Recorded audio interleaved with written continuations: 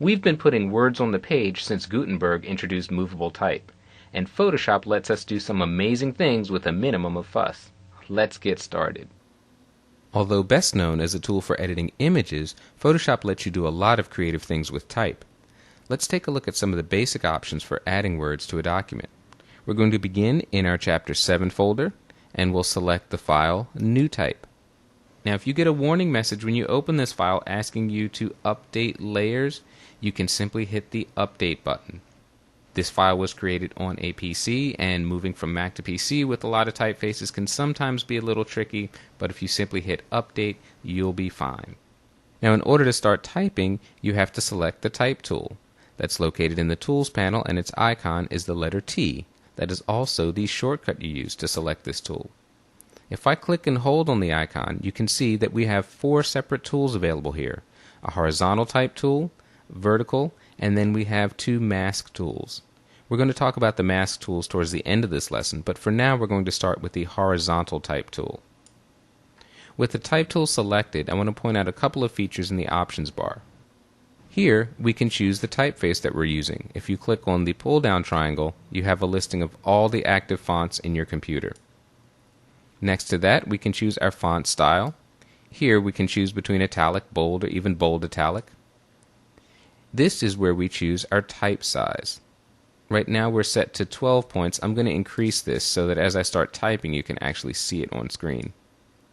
To the right of that, we have our anti-alias options. Right now we're going to leave it at its default setting of sharp. Now the easiest way to add type is simply to click and start typing. When you finish typing and are ready to commit, you can move to the options bar and click on this checkmark icon to commit. The keyboard shortcut for that is simply to press the Enter key. As soon as you click with the type tool, Photoshop automatically creates a brand new layer. In our layers panel, you can see at the very top a new layer. There is a T in the middle of that layer icon, and that signifies a type layer. Photoshop automatically names this layer based on the words you type. Because the type exists on a completely separate layer, we're free to move it around. Simply bring your mouse over the type, hold down the Command key on the Mac, Control key on the PC. You can see the cursor change to an arrow, and we can simply move that type around. If you need to edit your type, simply click inside the type. We've got our blinking cursor, and now we're free to add or edit that type any way we want. I'm going to hit the Enter key on the numeric keypad to commit to that change. If we want to change the type size, we can simply go up to the options bar, and instead of 60, I'll choose 48, make it a bit smaller. Another way to change the type size is to take your mouse, click on the type, again hold down the Command key on the Mac, Control key on the PC. You'll see we have a bounding box. We'll move to this upper right corner. I'll start to drag, and as I drag, I'll hold down the Shift key. What that's going to do is automatically scale the type up or down as I drag to make the box bigger or smaller. I'm again going to hit the Enter key to commit. Here's a great way to cycle between different typefaces. With our layer selected, you can see in the Layers panel that Photoshop CS5 is highlighted in blue. I'm going to click in the Font menu box. Verdana is now highlighted. I'm going to use the up and down arrow keys on the keyboard to cycle through some of the fonts loaded on my system. This is the Verdana typeface. We'll go to Trebuchet, Trajan Pro, and you can see that you can quickly preview what different fonts will look like. We can easily delete a type layer in Photoshop. I'm going to move over to the Layers panel. We can see that our Photoshop CS5 type layer is active. It's highlighted in blue. And I'll move down to the trash can icon and simply press it. And there we go, no more type layer. If we want to add a block of type instead of just a few words, that's easy to do as well. In the document window, with the type tool, we are simply going to click and drag.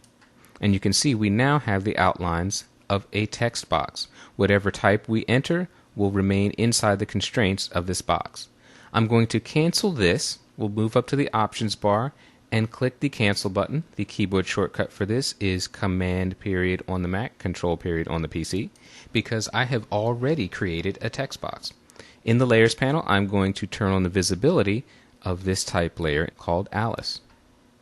If I click, you can now see the boundaries of our text box. I'm going to reduce the size of this text. First, I'll press the Enter key to commit, then move up in the Options bar and select a much smaller type size. There we go. Now we can see all of our type inside that box.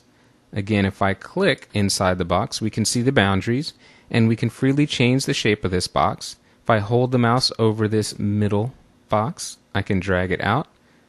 The type will automatically reflow around the boundaries of the box. If I go to the upper right corner, hold down the Command key on the Mac, Control key on the PC, click and drag while holding the Shift key at the same time. Again, I can reduce the size of the type. It will get smaller. If I drag this back up, it will get bigger. I'm going to hit the Enter key again to commit. The last thing I want to do here is create a type mask. I'm going to go over to the Tools panel, click and hold on the Type tool, and select Horizontal Type Mask tool.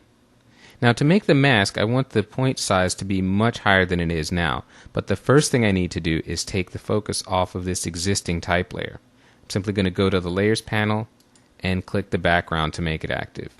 Now I'm going to change the type size. I'm going to go all the way up to 72. Our Horizontal Type Mask tool is selected, and I'm simply going to click and start typing.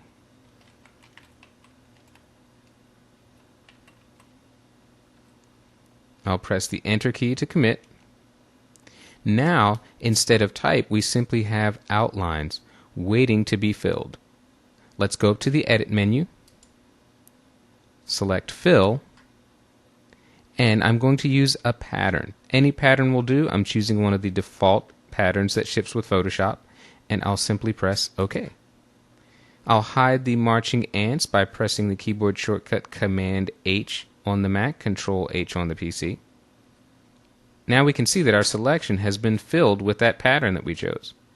The big difference between the Type Mask tool and the other tool we've been using is that Type Mask is applied directly onto a layer. We have not created a new type layer. This is now a part of the background layer. In our very next lesson, we're going to use this same file, so I'd like for you to keep it open.